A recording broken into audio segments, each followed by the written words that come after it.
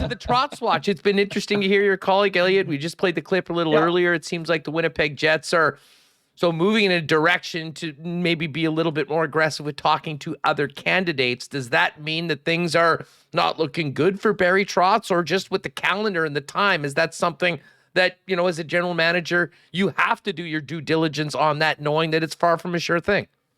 Well, that's the other part about what Elliotte reported earlier in the week. I think that could be playing a bigger role, was that he's not even certain Barry is going to be coaching in October. So to me, if there is a debate as to, we knew there was some discussion that he may not be coaching right out of the gate, knowing that he still has another year to be paid.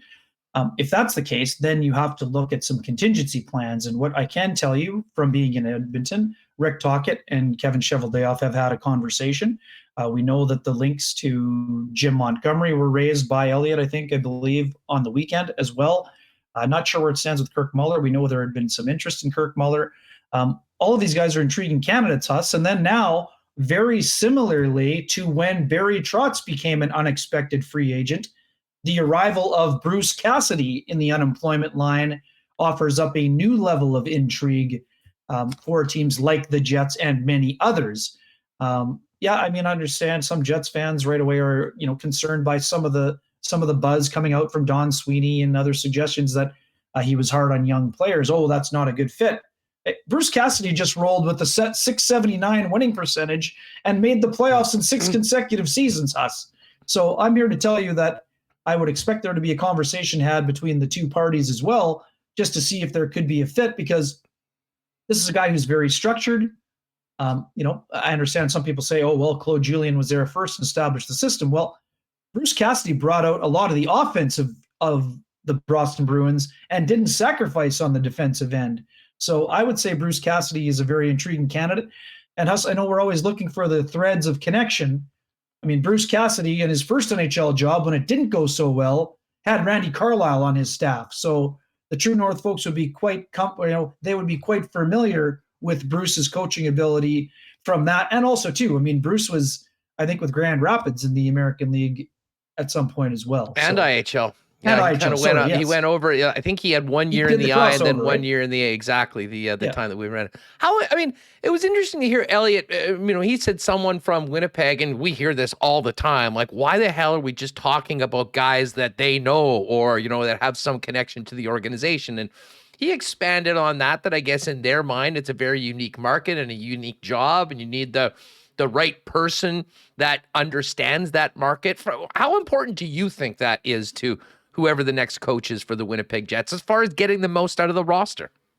Yeah, it's an interesting one to me. And, I've had this debate with several others about this whole narrative that it's, local connection or bust. Let's go through the laundry list right now, Huss. Claude Noel, 1 year with the Manitoba Moose. It's not like he had 10 years with them. Wade Flaherty, there was a connection. Yes, he played for the Moose for 2 seasons, but Wade's connection was also with Kevin Cheveldayoff, having worked with the Blackhawks organization. Perry Pern was like original Jets. That had almost nothing to do with anyone except for Craig Heisinger. Let's go down the list. Jamie Compon, no connection to the organization. Todd Woodcroft, no connection. Paul Maurice, no connection. So to me, this whole narrative that all the Jets do are talk to people they know, I think is a total fallacy, Huss. And Jim Montgomery, he played 1 year for the Manitoba Moose. It's not like he spent 10 years here as the Jimmy Roy face of the franchise. Does that mean he's familiar with the city momentarily? Yes. Jim Montgomery played in the minors for, I think, a decade. So he spent like a small time capsule of his time in Manitoba. Does he know some people here? Sure. Would he be comfortable here? Absolutely. Does that help? Yes. But to me, this whole narrative that the Jets only hire people that they know or True North, it's total BS, Huss. They didn't know Pascal Vincent at all. Pascal told me this great story the first year he was hired. He didn't even believe it when Claude Noel called him, offering them the job. He thought one of his buddies was pranking him. So, let me ask you this, because you're right. All that is true. Then why do we consistently hear list of guys where like 5 or 6 of them have either been here before, or connected, or know some guys before? Is that just the media getting ahead of themselves based on a narrative that's not really true? I mean, we often try to connect the dots, Huss. I mean, I think I might have said this to you before, but if not, maybe it was with Jimmy Toth. But I mean, Scott Arniel, the reason Scott Arniel is on the list isn't because he lives in Winnipeg in the offseason and his wife Leah stayed here.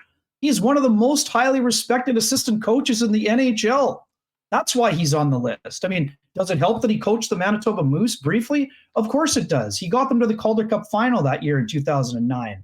But I mean, it's not the only reason. I mean, this guy's a good coach. I mean, for all the people that said it was, Dale Hawerchuk was going to become the Jets head coach, which would have been possible.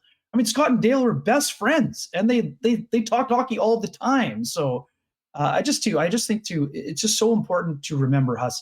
Everyone thinks, did it go well for Scott Arniel in Columbus? No, it didn't go as well as he hoped it would. If he had waited one more year, he might have been the Jets head coach instead of Claude Noel, right? But you take the opportunities when they arise. Tons of coaches do a much better job in their second job.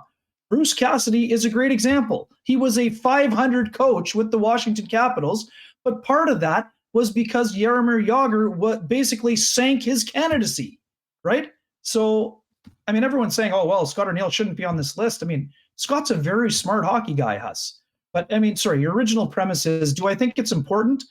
I mean, it can be a benefit, but it's all about the personal fit. It was a personal fit for Paul Maurice because he was from Sault Ste. Marie and he embraced the opportunity to be here. He had no connection to Winnipeg whatsoever.